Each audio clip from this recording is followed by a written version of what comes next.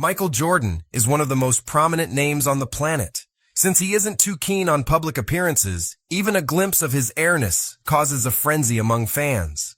Furthermore, it's safe to say that many people are scared of displeasing MJ. If he sets his sight on something, then his demands are usually met. That was again the case when Hollywood star Ben Affleck sat down with the six-time NBA champion to discuss a movie centered around MJ's deal with Nike. Air is an upcoming movie by filmmaker Ben Affleck and actor Matt Damon's new company, Artists Equity.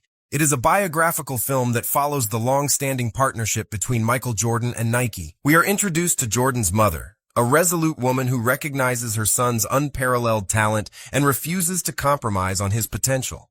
The story follows the rise of Jordan, who eventually solidifies his position as the greatest of all time. While developing ideas with Jordan, Affleck faced a challenging demand that made him anxious. In an interview for Jimmy Kimmel, Affleck described the intimidating moment he dealt with the greatest basketball player of all time. You, at his suggestion, had Viola Davis play his mom, Dolores Jordan. Suggestion, yeah. Had his insistence. I feel like Michael makes suggestions.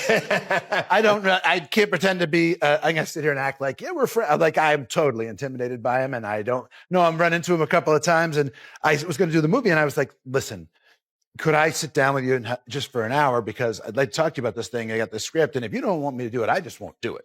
Forget it. Like, just from a respect point of view and also a self-preservation. But I can't think of anything stupider than making this movie and Michael Jordan be like, this is, you know what I mean? So I said, look, and once he seemed open to it, I was like, look, I have to, it's really ultimately kind of a fable, and there's going to change stuff, and we have to make it into a dramatic story. But what are the things that are fundamentally important to you?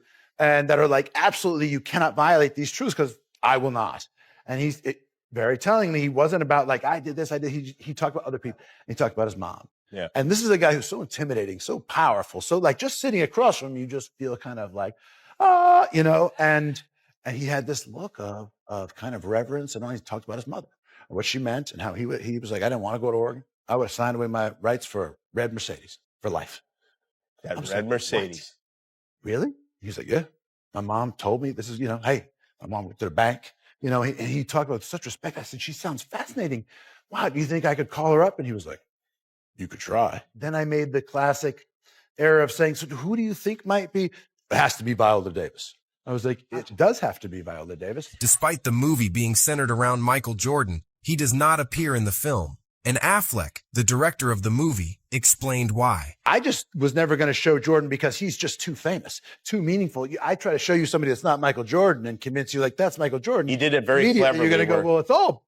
You're going to see him from the back. Just like, in the ether. Yeah, you see the back of it, but it's like, it's about all the people around him. He's kind of too big for it in a way, and you bring to it your imagination. We show clips of the real Michael Jordan doing what is unmistakably him. Because you try to fake that, you take away from what is he really does mean, which is extraordinary. Air isn't told from the perspective of Jordan, but from the perspective of Sonny Vaccaro. Sonny Vaccaro is the marketing executive that pushed Jordan to start his own exclusive line of shoes. This gives the audience an insight into the lives of those who brought Air Jordans to life. There was already great buzz, but critics still needed to offer their early reviews on it. The general consensus is overwhelmingly positive, and it's even aiming to become one of next year's favorites during award season. One of the critics is even calling for Matt Damon's imminent Academy Award nomination for his portrayal of Sonny Vaccaro, who was the one who landed the contract. Affleck plays Nike founder Phil Knight, and both of them wrote the script. Say good morning. Good morning, Alex. Jermaine, how are you? We're very well, thanks. thank you. Now, me and Alex went to see the film, absolutely loved it, so congratulations to you both on that. Now, Ben, you play the company's CEO, Phil Knight. Matt, you play Sonny. Now, I know a bit about this story, I love my trainers anyway, right? Obsessed. I have to say, Sonny's role in this, he was like the piece of the puzzle that I didn't quite know about, but he's front and centre, isn't he, in terms of how this deal came together between Nike and Michael Jordan. Just tell us a little bit more about him. Yeah, I didn't know about it either. Ben sent me the script and said, this is this incredible story, and I really just fell in love with the script, and it was interesting to kind of recontextualize Nike and where they were in 1984 versus where they are today, and kind of we live in the aftermath of Michael Jordan and everything that he kind of brought to our culture, and kind of going back and seeing kind of that inflection point, like right before, and how it all happened, I thought was just really, really an interesting thing to make a movie about. Yeah. Absolutely. Ben, you star in it, but you also direct the film. What was it about this story then that is so hugely interesting, really, that you wanted to tell? Why did you want to bring it to the screen? Well, one of the things I really liked about it was I was trying to make a movie that I wanted people to enjoy and go see and be successful. That was the kind of movie that we like to make and go see, which is movies about where the performance and the writing and the stories and sort of generating empathy from the audience, where they could laugh and be surprised and have fun. And hopefully it doesn't talk down to them, but it's still really entertaining. You know, they're the kind of movies that Matt and I historically have been drawn to, and they've sort of fallen away a little bit, in particular from the theatrical marketplace, because of the great stuff on streamers now. I mean, of course, you know, The Crown and Ozark and, you know, Succession, one could go on and on. And so I wanted to try to do something like this and you know, make it work as a movie. And I was lucky enough to work with an incredible, phenomenal. We're going to get onto that in just a minute, actually. But first, I did want to ask you, was Michael Jordan, like, heavily involved? Was he quite involved in the project with you?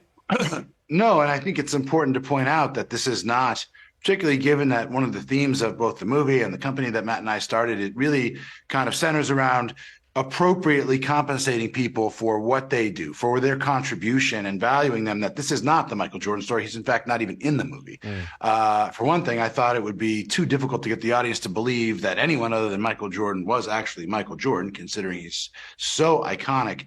And also, you know, this was a story about the world around him, about how he changed the world. He changed this company, about sort of the people that look out for people in Michael's situation.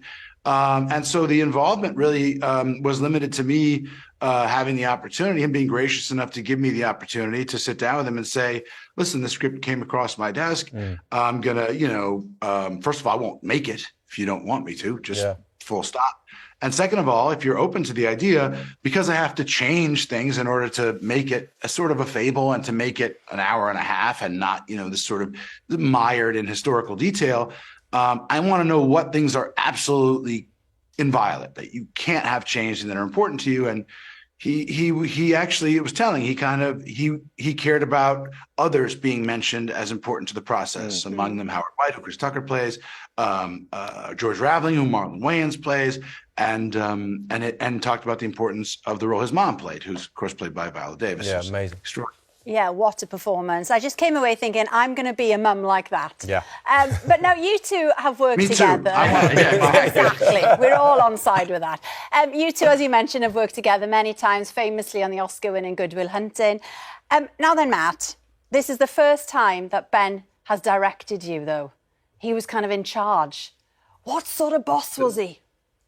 It's the first time you're aware of. He's been directing me since we were in high school. Today I told him we're going to go with an Easter theme, for example, and you can see that we went pastels. We went for The pastels are nice. See how I'm directing? I'm pulling the strings. directing all the time. And you can see sometimes I make mistakes. But actually, you know, having, you know, we've been doing theater together since 1986, so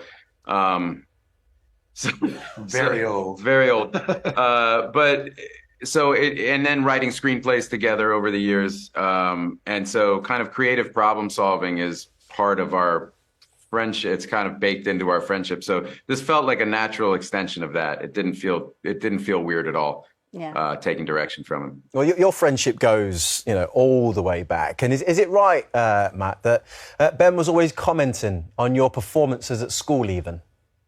Oh, yeah. Oh, yeah. Oh, he had notes. Oh, he always had notes. I had his share of notes as well. That's what our relationship is rooted. Friendly, honest criticism. If you learn to tolerate that, you can really tolerate anything. You really get through anything that life throws at you. What we couldn't believe, though, and I mean, this is a testament to your friendship, is that you once shared a bank account back in your early days. Now, That's who funny, was that in seems control, strange or to need me, we but ask? It seemed totally normal to us. It didn't seem. Well, I guess we'd never mentioned it in the past, and that story got picked up, and yeah, we never thought it was weird. People keep bringing it up, like you guys are crazy. But no, it was all the money that we made professionally from local commercials.